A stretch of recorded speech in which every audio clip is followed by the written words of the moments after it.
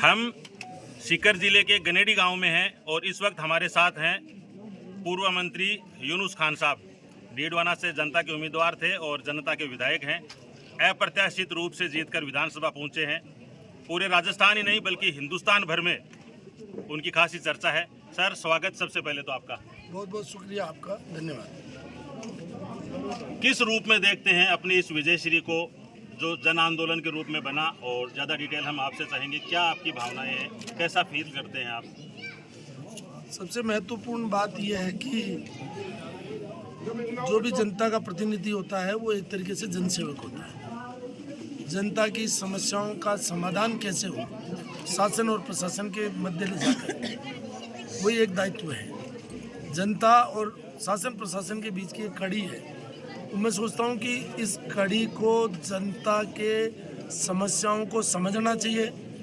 जैसे पानी, बिजली, शिक्षा, चिकित्सा, सड़क और अनेकों सामाजिक सरोकार से जुड़े हुए काम, उन समस्याओं को समझना, समझ करके उसका समाधान कैसे हो, सक्षम स्तर तक उसको ले जाना, ये एक जनप्रतिनिधि का काम होता है। और उस काम को करने में मेरा अनुभव है और मुझे उम्मीद है कि जिस आशा और विश्वास के साथ डीडवाना की जनता ने मेरे पर विश्वास व्यक्त किया है, मैं उनके विश्वास पर खरा उतरने की कोशिश करूंगा। जनता की जन समस्याओं को सुन करके उनका समाधान यथोचित स्थान पर, सक्षम स्तर पर करवाने का काम करूंगा। सर, बड़ा सवाल यही है कि निर्दलीय पावर में नहीं होते हैं, न वो सत्ता में होते हैं, न विपक्ष में होते हैं। आपने अपने मंच पर भी इसका जवाब दिया, तो इसको कैसे देखें? ये परिभाषा तो आपकी है ना, संविधान की तो नहीं है ना। संविधान द्वारा प्रदत्त अधिकारों का उपयोग करते हुए, चूंकि 200 में से एक विधानसभा क्षेत्र का प्रतिनिधित्व जनता ने सेवक के रूप में मुझे दिया है, तो उसको समझने भी मेरी जिम्मेदारी है। अगर मान लीजिए कि मैं मेरे कर्तव्यों को भी नहीं समझूंगा और मेरे दायित्व क्या उनको ही नहीं समझूंगा, मैं काहे का जनप्रतिनिधि हूँ। इसलिए सरकारें आती रहती हैं, जाती रहती हैं। सरकार किसी की भी हो, एक किसी न किसी एक राजनीतिक दल की तो होगी, तो उस सरकार की तो जनता है। आज जो राजस्थान के 8 करोड़ लोग हैं, वो राजस्थान सरकार के सब उन्हीं की सेवा के लिए सरकार बनी है। ये तो एक चुनाव की प्रक्रिया है जिसके माध्यम से जनप्रतिनिधि चुना जाता है। चुनने के बाद उसकी जिम्मेदारी बनती है कि सरकार के स्तर पर उन समस्याओं का समाधान कैसे हो।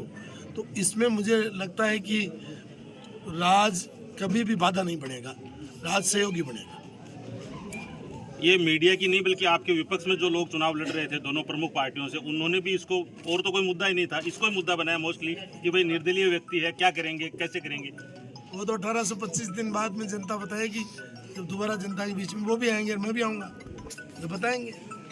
बहुत आश्चर्यजनक तरीके से राजस्थान में जो सरकार का गठन हुआ, एक नए व्यक्ति को लेकर आए हैं, जो नाम चल रहे थे मीडिया में, तो ये जो हालात बने उनको आप कैसे देखते हैं सर? देखिए, हम नए मुख्यमंत्री माननीय भजन लाल जी का हम स्वागत करते हैं और जिस आशा और उम्मीद के साथ में राजस्थान की जनता ने सत्ता परिवर्तन किया, हमें उम्मीद है कि वो जन समस्याओं को समझ करके उनका यथोचित समाधान करेंगे और हमारी उनको शुभकामनाएं हैं और उम्मीद भी है कि वो, उन्होंने कहा भी है कि मैं सब 200 विधायकों को मेरे सहित, यानी 199, उनके अलावा 199 जो विधायक हैं, उनकी बातों को सुनेंगे और उनका समाधान करेंगे। और मुझे उम्मीद है कि वो राजनीति से ऊपर उठ करके जनता को प्राथमिकता देंगे। एक सवाल सर ये भी है कि सत्ता और पक्ष और विपक्ष राजनीति में होते हैं। आपके लिए ये देखने में आया कि मुख्यमंत्री अशोक गहलोत ने सदन के अंदर आपके नाम का उल्लेख कर तारीफ की, और यहाँ से विधायक हैं गोविंद सिंह डोटासरा जो कांग्रेस के अध्यक्ष भी हैं, वो भी कहते हैं कि मैं चाहे किसी भी पार्टी से बिलोंग करूं, लेकिन यूनुस खान ने काम में कोई कमी नहीं रखी। एक मंच पर वो कह रहे थे कि मेरे पास काम कम आते हैं क्योंकि काम उन्होंने छोड़े नहीं। तो कैसे ये पॉसिबल होता है कि विपक्ष के लोग भी किसी जनप्रतिनिधि की तारीफ करें?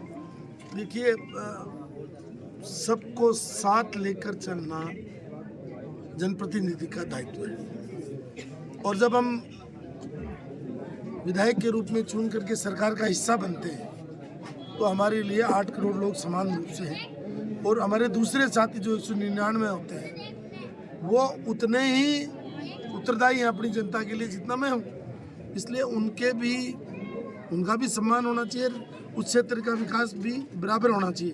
तो जिन्होंने भी ये बात कही है मैं उनका धन्यवाद करता हूँ। और हमें कोई भी अच्छा काम करने वाले व्यक्ति, वो किसी भी दल का हो, किसी भी धर्म का हो, किसी भी जाति का हो, उसकी तारीफ करनी चाहिए।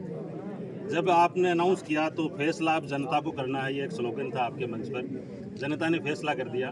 अब डीडवाना के लिए यूनुस खान की क्या प्राथमिकता है? मैं अभी रास्ते में हूँ बीकानेर के, ये मेरा ट्रांजिट गेम है क्योंकि मेरी जन्मभूमि है गनेडी, तो मैं रुका हूँ घंटे भर के लिए। यहाँ कोई मेरा इन्होंने रख लिया, इसलिए मैंने, आपने भी खुद नहीं देखा, मैंने ये कहा कि भाई ये स्वागत का और कभी रखिए, तो पहले काम की डिलीवरी मुझे देने दीजिए। कल मेरे 500 लोग बीकानेर पहुंचेंगे जहां डीडवाना का पीने का पानी आ रहा है नोखा दैया से। हम वहां उन संबंधित अधिकारियों से वार्ता करेंगे कि हमारा जो मतलब डीडवाना का जो हिस्सा है पानी का, वो हिस्सा हमें मिले, उसके लिए हम काम करेंगे। एक ये भी चल रहा है कि भाई अभी जैसे मंत्रिमंडल का विस्तार होना है, तो इसको आप मतलब क्या उम्मीद करते हैं नई सरकार से कि आप जो क्षेत्र है उससे भी जनप्रतिनिधि हैं वो चुनकर गए हैं, तो किस रूप में आप क्या डिमांड रहेगी या कितनी आशाएं नई सरकार को लेकर आप करते हैं? देखिए, नई सरकार से उम्मीद है कि भ्रष्टाचार खत्म हो, भाई भतीजावाद खत्म हो, नौजवानों को रोजगार मिले, किसानों को सहारा मिले, और जो हमारे अत्याचार और अन्याय है वो रुके, और राजस्थान विकास के पथ पर चले, और राजस्थान के 8 करोड़ लोगों की आकांक्षाएं पूरी हों, उनकी उम्मीदें पूरी हों, यही उनसे उम्मीद करते हैं। मंत्री के रूप में स्वर्णिम अध्याय आपने लिखा, ये पक्ष विपक्ष दोनों कहते हैं। एक निर्दलीय विधायक के रूप में भी मानकर चलें, आप 1825 दिन बाद जो वादा कर रहे हैं, जिसकी आप बात कर रहे हैं, तो बहुत सारी नई चीजें देखने को लोगों को। मेरा तीसरा दिन है काम करने का, मैंने घर छोड़ दिया और मैंने कोई स्वागत सत्कार नहीं करवाया। मैं जनता के बीच में हूँ।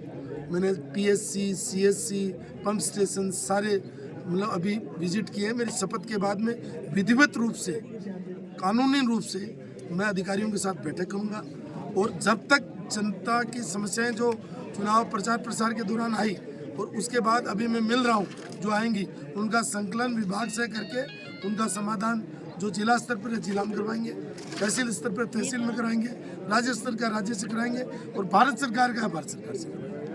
बहुत बहुत धन्यवाद मंत्री महोदय। राह चलते आप गनेडी गांव में हैं, अपने पैतृक गांव में अपने परिजनों के बीच है, वो वक्त हमने मांगा या चुरा लिया या छीन लिया, बहुत माफ़ी के साथ। और आप हमेशा से मीडिया फ्रेंडली हैं, और जनता और आपके बीच की जो कड़ी है उनका हमेशा मान सम्मान आप करते रहते हैं। हम आपके बहुत शुक्रगुजार हैं कि आपने हमें बेशकीमती वक्त दिया। उम्मीद करेंगे कि भविष्य में भी आपका जो